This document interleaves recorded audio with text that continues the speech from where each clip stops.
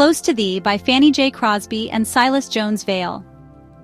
Fanny J. Crosby's life is a remarkable tale of resilience, faith, and creativity.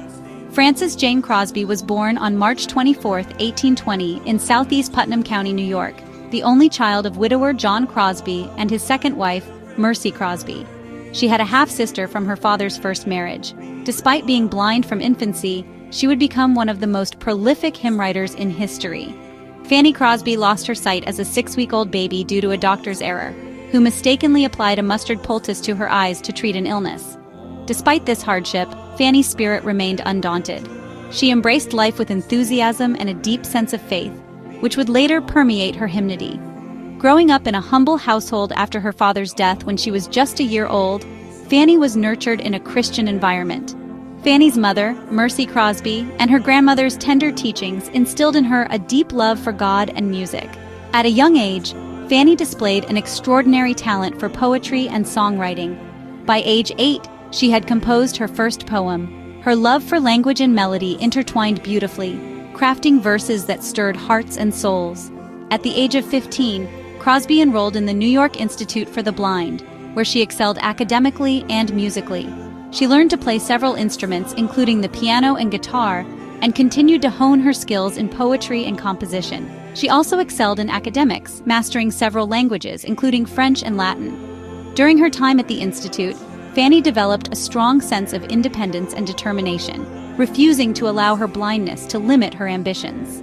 In 1843, Fanny Crosby's talent caught the attention of renowned composer and music instructor at the Institute for the Blind, George Root, who encouraged her to pursue a career in music. Root recognized Fanny's gift for lyricism and melody and collaborated with her on numerous songs. Together, they composed popular tunes that gained widespread acclaim throughout the United States. In 1858, Fanny married Alexander Van Alstyne, a musician and fellow student at the Institute for the Blind. Their union was a partnership of shared passions for music and faith. Alexander's support and encouragement were pivotal in Fanny's career, and together they would collaborate on numerous hymns. Fanny's hymns transcended denominational boundaries, touching hearts across the globe.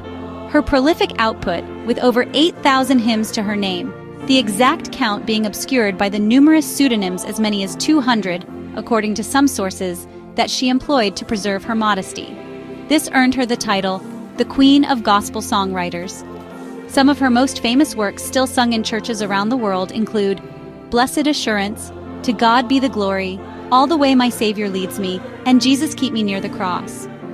Fanny wrote hymn texts that were set to music by other great musicians of her time. For example, the late Silas Vail, having composed this tune, brought it to Fanny Crosby and requested her to write words for it. As he was playing it for her on the piano, she said, "That refrain says, 'Close to Thee, close to Thee. Then the gate of life eternal may I enter, Lord, with Thee.'" Mr. Vail agreed that that was true, and it was agreed that it should be a hymn entitled Close to Thee. Miss Crosby immediately began reciting the stanzas, with Vail copying on paper, and they had the entire hymn completed in just a few minutes. Silas Vail was born on Long Island, New York, on October 5, 1818. By trade a hatter and a clerk, he worked as a hat maker in Danbury, Connecticut, and then returned to New York City, New York, where he became a successful businessman. In addition, he maintained an avid interest in music as a hobby and was an amateur composer. It first appeared later that year in Songs of Grace and Glory for Sunday schools, which Vail compiled for Horace Waters and Son in New York with William Fisk Sherwin.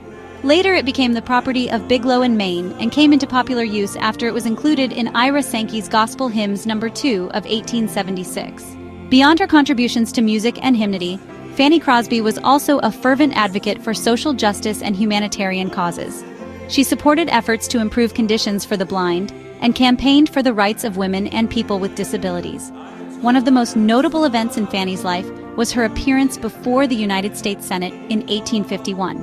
She was invited to recite a poem at the Capitol, becoming the first woman to address the Senate. Fanny's stirring words captivated the audience, earning her widespread acclaim and recognition. While teaching at the institution, she met Presidents Van Buren and Tyler, Honorable Henry Clay, Governor William H. Seward, General Winfield Scott, and other distinguished characters of American history. Despite facing personal hardships, including the loss of loved ones and financial struggles, Fanny Crosby remained steadfast in her faith and continued to compose hymns until her passing on February 12, 1915, at the age of 94.